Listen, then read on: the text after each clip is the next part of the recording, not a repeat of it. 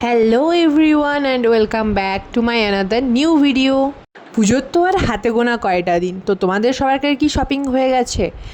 আমি তো শপিং করেছি বিভিন্ন জায়গা থেকে, অনলাইন সাইট থেকে এবং অফলাইনে বাজারে গিয়ে।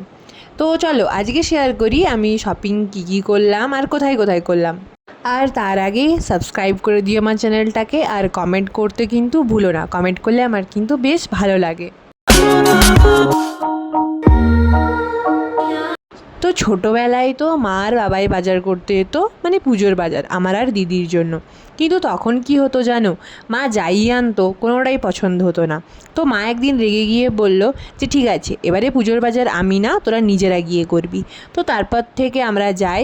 কিন্তু যখন আমরা কেনাকাটা শুরু করলাম তখন দেখলাম যে না, মায়ের চয়েসগুলোই ভালো ছিল, আমাদেরগুলো তো বেকার। যাই হোক, আগে তো আমরা 4জন যেতাম, এখন যেহেতু জামাইবাবু আছে তাই মা বাবা আর আমরা 3জন চলে গেলাম শপিং করতে। এই যে এটা ঠিক আছে গাইস, এই ক্লিপগুলো কেউ কিনবেন না, জাস্ট শো অফের ক্লিপ।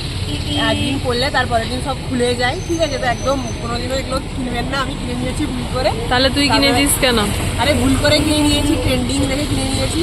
তো এখন হচ্ছে পস্তাচ্ছি প্রচুর, কারণ রীতিমতো পরে এসেছিলাম, 5 মিনিটও লেগেছে, 5 মিনিট ঘর থেকে পেট্রোল পাম্প এসেছি, তাদের সব চুল একদম খুলে গেছে। একটা ক্লিপের বদনাম করে। আর তারপরে দিদির একটু আজকের আউটফিটটা দেখিয়ে চলে গেলাম আমরা শপিংয়ের উদ্দেশ্যে। আমরা প্রতিবারই মেদিনীপুরের যে ট্রেন্ডস আছে ওখান থেকেই শপিং করি। তো অ্যাজ ইউজুয়াল প্রতিবারের মতো এবারও আমাদের ফার্স্ট শপিং সেন্টার ছিল ট্রেন্ডস, যেখানে পুজোর জন্য খুব ভালোভাবে ডেকোরেট করা হয়েছিল।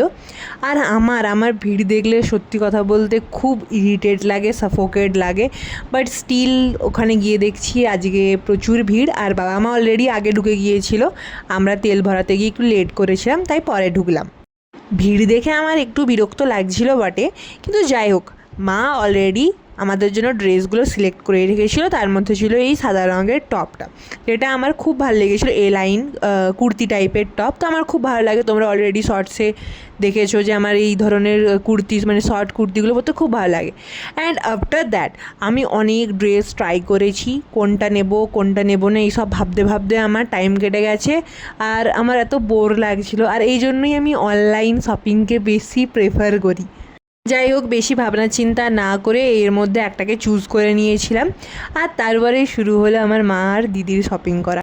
তাদের অ্যাকচুয়ালি শপিং করতে অনেক টাইম লাগে, একটা জিনিসকে অনেক ভেবে চিনতে কেনে, যেটা আমি করি না। আমি ইমিডিয়েট ডিসিশন নিই, কিন্তু ওরা হচ্ছে অনেক লেট ডিসিশন নেয়।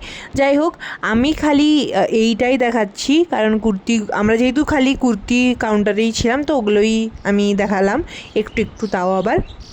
আর তারপরেই আমি ঘুরতে ঘুরতে চলে এলাম এদিকে, একদম ক্যাশ কাউন্টারের দিকে ছিল ইয়াররিংস। আর আমার এই ছোটো ছোটো ব্লু এই ধরনের ইয়াররিংস খুব খুব পছন্দ, তাই আমি ওগুলো দেখছিলাম। আর এই হেয়ার ব্যান্ডগুলো আমি ছোটোবেলায় মায়ের কাছে বায়না করতাম কেনার জন্য, কিন্তু পরে আমার খুবই বাজে লাগে এই ধরনের হেয়ার ব্যান্ড।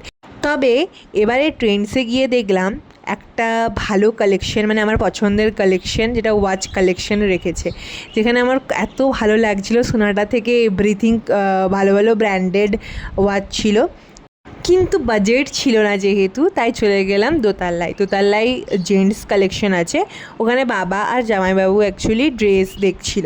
আর আমি তো মিরর দেখতে পেলেই একটা করে মিরর ভিডিও বা সেলফি নিয়েই নিই।